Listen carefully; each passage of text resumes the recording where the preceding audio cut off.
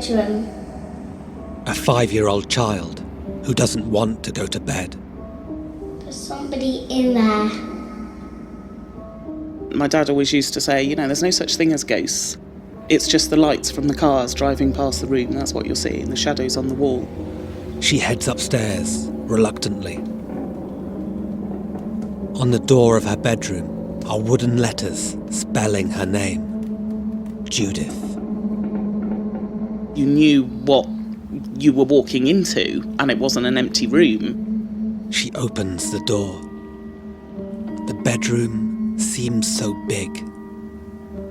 Her teddy bears, that should feel comforting, are now like rows of beady eyes. But the moment she dreads is when the light goes off. You could feel him before you could see him. As a child that age, you hope the duvet's going to protect you. Close your eyes. 1, Count 2, to 5. 3, 4, 5. Hope that he's not there tonight. And then I would turn round and he would be stood there. Your first feeling is fear. But then when he doesn't do anything, and he does have kind eyes, and he doesn't come near you, and he doesn't try to speak to you or tell you off or do anything, you just accept that he's there. You never forget your first ghost. And for Judith, after the first one, they just didn't stop coming. I guess as time went on, it was just a case of turning over and saying hello and rolling back to sleep. This is Haunted. Do ghosts exist? If not, why do we see them? Episode 8. I See Dead People.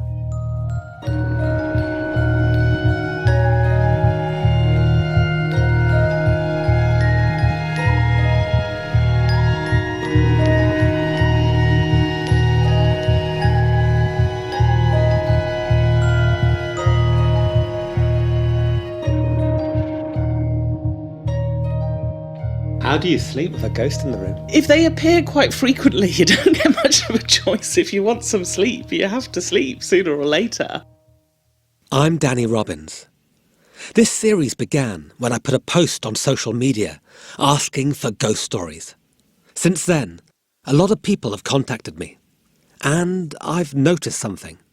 Many people who believe they've had a ghostly experience haven't actually seen a ghost. They've heard strange noises, caught movements out of the corner of an eye, or just had a feeling. The house never felt right. It feels like I'm being watched. So, when I meet someone who says they've actually seen a ghost, it's like Christmas. And then I got an email from Judith, and all my Christmases came at once. Judith's not a medium or clairvoyant, and she's not religious. She lives on a quiet suburban estate, does a normal job, and in the nicest possible way, seems very ordinary. But she believes that she has lived her whole life surrounded by the dead. To try and make sense of this, let's go back to the beginning and that room with her name on the door. My bedroom was very colourful, very typically 70s, with lots of multicoloured swirls on the walls, on a background of yellow wallpaper with matching curtains. Judith was 5 when he first appeared. He wasn't threatening, he didn't do anything, he just used to stand there and look at me. But obviously as a small child, you don't want some strange man in your room.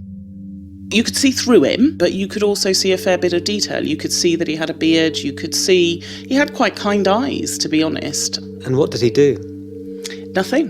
He didn't do anything, he just used to look at me. He didn't try to speak to me, or it was just a figure standing in the room. Judith told her parents, but they didn't believe her. Kids make up stories, imaginary friends and bogeymen. My dad just said there's no such thing as ghosts. Don't be so stupid. How did you feel about that? I didn't think he was being honest. But many years later, something happened that for Judith seemed to confirm the truth of what she'd seen in that house. There was a man in the village who looked into the history of the people who used to live there.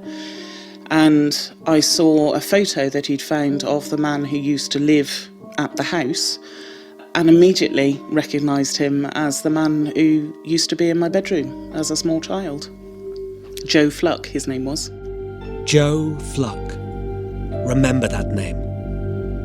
For Judith, he was the start of something. Because after that initial nighttime visitor, her eyes were opened and ghosts became a daily occurrence. I think as I got into my later teens and early 20s, I did feel like there were a lot of ghosts around. I could walk down a high street and feel like ghosts were watching me. So you'd be walking down the street and you would see dead people walking towards you? Yeah.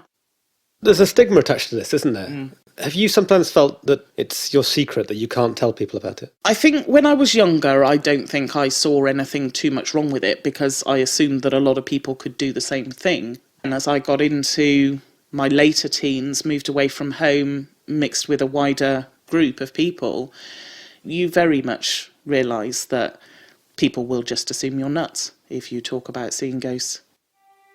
In a world with so few taboos left, saying you have seen a ghost still has the power to shock and set you apart.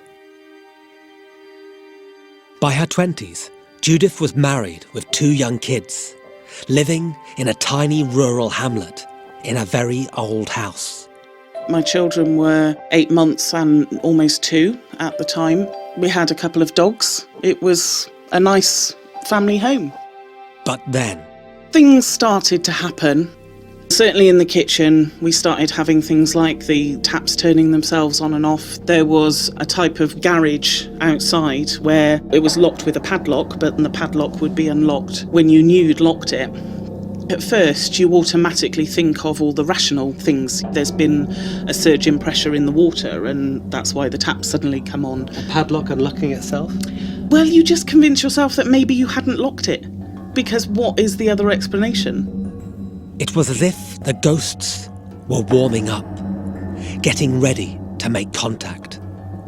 And when it came, it felt very familiar. A man in her bedroom, watching. Coming up, Judith settles into married life, and the ghosts get jealous.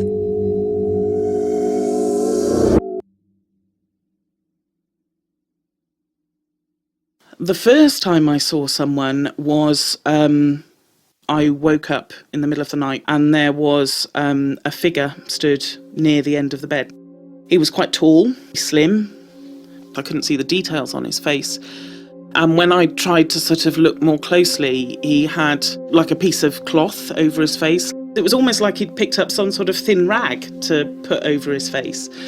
I got the impression that he wanted to tell me something. And he just kept looking over at the bedroom window. There were two windows in the room. One was sort of high up and relatively normal for a window. The other one was quite low down, about a foot off the floor, with quite a wide windowsill.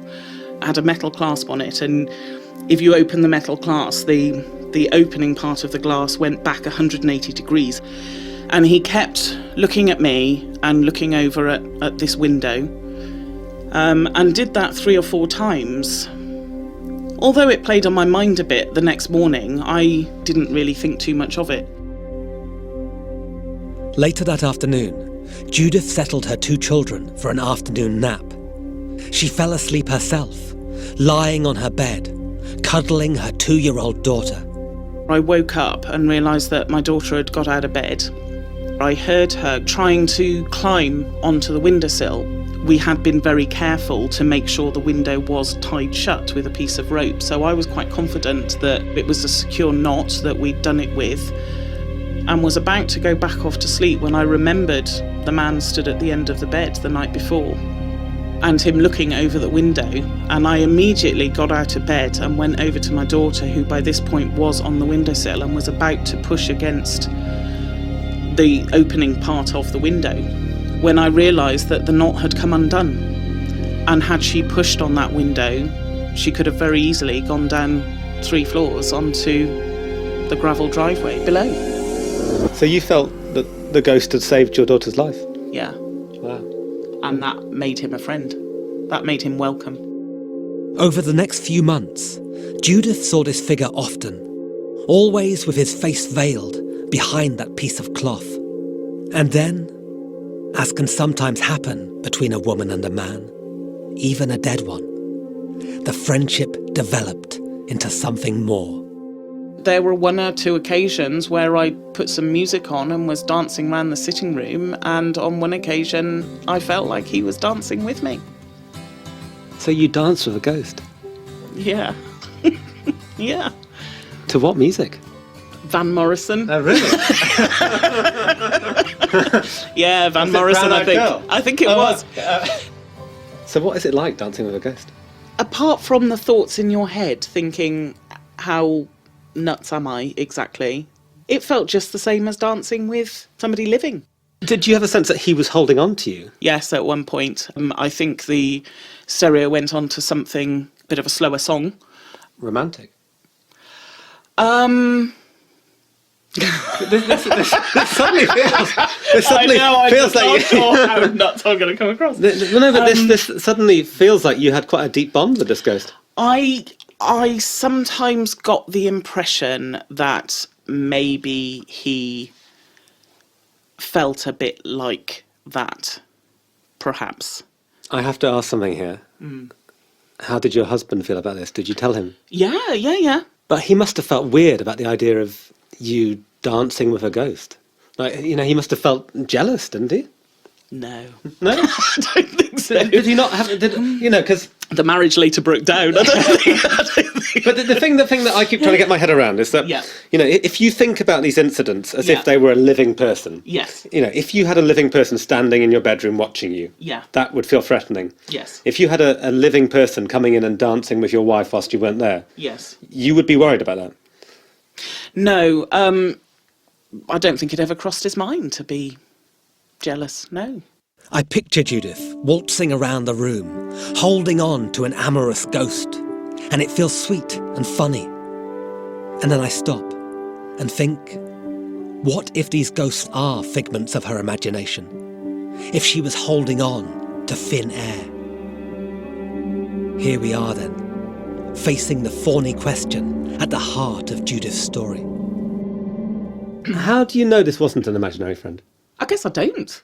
If I went and spoke to a psychiatrist and told them this, I think they might have other ideas. But I don't. No, it wasn't imaginary. To all intents and purposes, I guess I didn't know. I asked sceptics and a parapsychologist for their opinion on Judith's experiences, and all of them were reluctant. They were wary of talking about someone who, in Judith's own words, might be nuts. It made me realise how quick we are to label people who see the world in a different way to us, to try and dismiss what they see without asking why they see it. So, I decided to talk to somebody who might view things from a different perspective, a person trained to be non-judgmental. Hello, my name's Rosalind Granger and I'm a psychotherapist and I work in London. Ros lives near me and was recommended by a friend. And relax. Both feet up on the couch. Yeah, both feet, please, yeah. No, that's all right, shoes are fine. So if somebody came to you and said that they'd spent a life surrounded by the dead, that they could see the dead, where would you start with this? What I would be interested in is not so much the detail of the story, but why they felt they needed to talk about it. So is it making them feel bad in some way?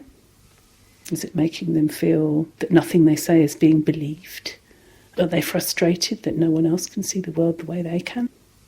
Judith's story started in her childhood bedroom, and psychotherapists believe the key to our adult personality lies in those early years. As adults, we're not expected to sleep alone.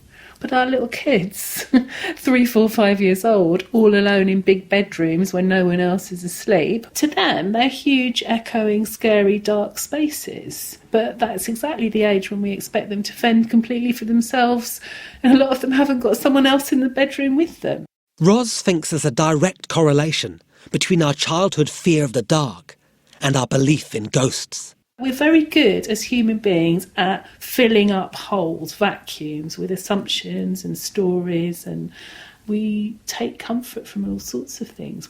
And it's interesting looking at children who have anxiety, who maybe struggle to articulate exactly what's going on, will often wake up terrified, because night terrors, if you don't have a parent to help make sense of them, can carry on through and haunt your waking moments too. Ros makes it clear that she can't psychoanalyse Judith in her absence, but she thinks there are aspects of her story that fit some well-known patterns. For instance, Judith's description of her first ghost, Joe Fluck. You could see that he had a beard, you could see he had quite kind eyes, to be honest. What I was really taken with Judith's description of her, the first haunting that she has, is how benign and kindly and friendly this ghost person had seen. And what I thought about it was how very similar he sounded to other benign, elderly, good men figures we have in our lives as Western children. So God figures, characters in literature, Father Christmas. She's seen this, and I'm not doubting the veracity of her story in any way. That's not what I'm here for. But she's conjured up a generic picture of niceness. And I wondered if there was a reason that she might have needed that in her life to reassure her. So is he the manifestation of something that she needed that she couldn't articulate in words, that she actually used the ghost to demonstrate? Ros is also interested in the impact on children of not being believed. It's certainly possible to imagine that if your parents don't believe you about seeing ghosts, what else do they not believe you about? So if you say you're upset, scared, or in other ways hurt or need them, that, maybe they're not around when you want them to be.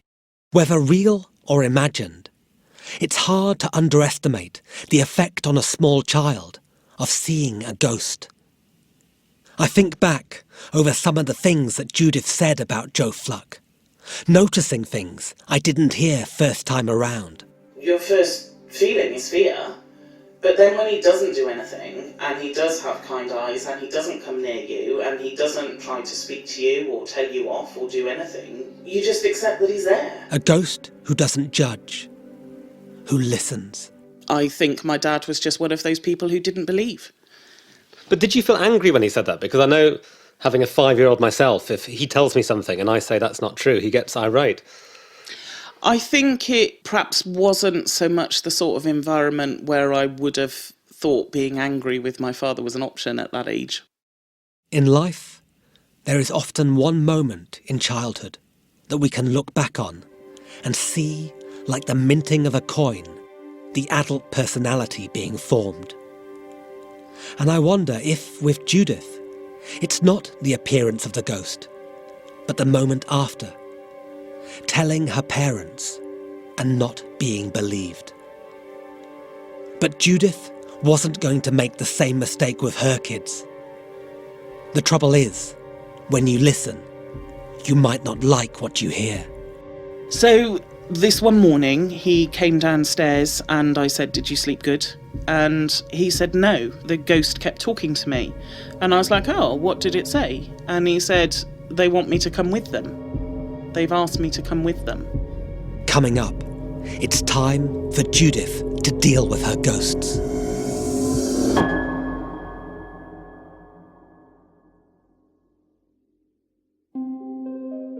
Before we return to Judith's story, I want to tell you about another podcast you might like, Family Ghosts. This one's not about phantoms, spirits, or the paranormal. Instead, it delves into the stories of people who nonetheless haunt the lives of their relatives. Grandmothers who were secretly jewel smugglers, mysterious uncles who led double lives, siblings who vanished without a trace. In each episode, the host, Moth Grand Slam winner Sam Dingman, dives into a bizarre or troubling family legend and discovers a truth that is often more unsettling than the myth. You'll hear about fatal house fires, criminals on the run, and even the odd theft of a grandfather's corpse. To listen to the show, just search for Family Ghosts in Apple Podcasts or whichever podcast app you use. And now, back to Haunted.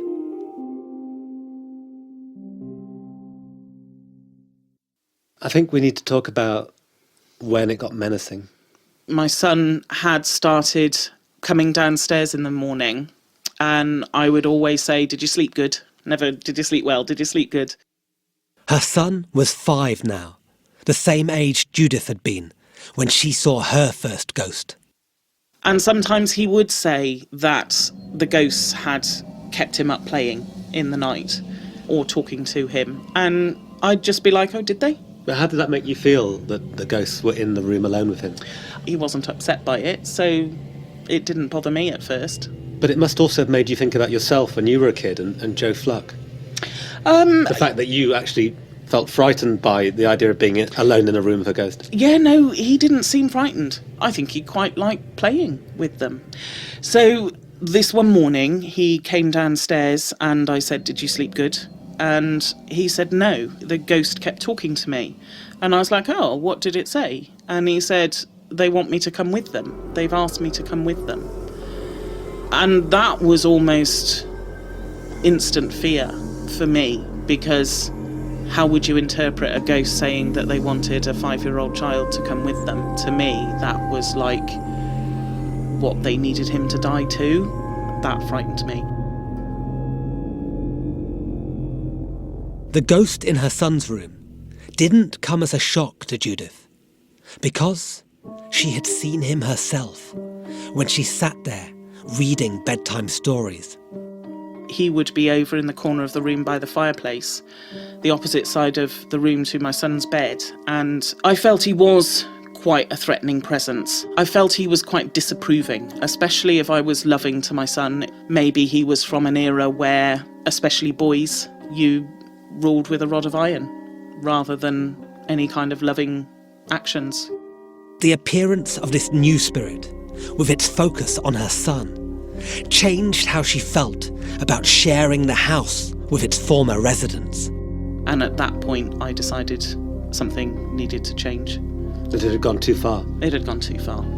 She found herself contacting some psychics. So one day, she took her dog out for a walk and left the house in the care of 2 people who claimed they could banish the dead. And when she came back, they had information for her. Firstly, about her ghostly dance partner. They said that he'd been kicked in the face by a horse and had quite a severe facial disfigurement. And when I said, "Oh, that's why he wouldn't let me see his face, that's why he always had a cloth covering his face," they went, "Oh, you've seen him." The psychics also had a name for the presence in her son's room. They called him Mr. Cook. They said he didn't want to go. They said he was a huge, great man, hands the size of dinner plates. That's a funny expression. Hands the size of dinner plates, yeah. Judith, the woman who felt she couldn't talk to people about what she saw, for fear of being judged or labelled mad, now felt vindicated. And that makes me nervous, because there is a roaring trade in telling people what they want to hear. And none of this information from the psychics could ever be verified. Or could it? A few days later, Judith was in her local shop and got talking to the owner. He was in his 70s. He had grown up just down the road from my house. So I went into his shop and asked him quite tentatively, had he known much about the history of the people who used to live there? And had he known somebody called Mr. Cook? And he thought for a minute and he said, yeah, he said there was a Mr. Cook. He was a massive, great man, hands the size of dinner plates, which caused a bit of a chill down my spine, because how often do you hear that phrase? And I'd had 2 people who, as far as I was aware, had never met and didn't know each other, use the same description about the same man who wasn't alive. So at that moment, you felt you'd found your ghost? I did. I think the look on my face must have said it all, because the shop owner then said, "You're having trouble at the house, aren't you?" The shopkeeper knew that that house had a reputation? Yes. Yes. I can see how much this moment means to Judith, that she was finally believed. And I'm reminded of the little girl who was scared to go to bed. Somebody in there. I don't know if Judith sees ghosts, but what I do know is that she has a different way of seeing the world. And now she has passed that on to her children. I ask her how she feels about this. I think, firstly, I didn't have a choice in it. I have taught them how to talk to ghosts. I've taught them what to do or what to say if they are frightened, to ask ghosts to back off. And your son, sorry, what's your son called? Joe. Like the ghost in your bedroom? I suppose it was. I don't think that's a coincidence. Joe Fluck, a ghost that solidified the more that Judith was told he did not exist. The watching figure that paved the way for the rest. Ros wonders if the problem we have with all of this is the word ghost. If she had said, "I saw Jesus in my room," people might think, wow, she's a young person who's going to grow up to be a priest or a rabbi or an imam or something. She is a obviously deeply spiritual person. When it's something that isn't religious, then it's possibly seen as something bonkers. So in certain circumstances, if you said God talks to me and God listens to me and God and I have conversations, then that can end up in you getting ordained. If it's, ghosts come to me and ghosts talk to me and tell me how things are, you can end up getting sectioned. Ghosts scare people in more ways than one. Some people would listen to what you're saying and say, that's mad. There's no doubt in my mind about what I see or what I hear. There's no doubt in my mind that ghosts exist. And I just feel that the people who don't believe are going to be quite shocked when they die, because they will realise that there are.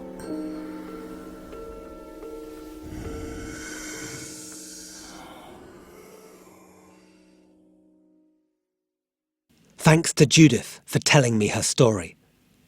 If you've had a ghostly experience, we'd like to hear from you.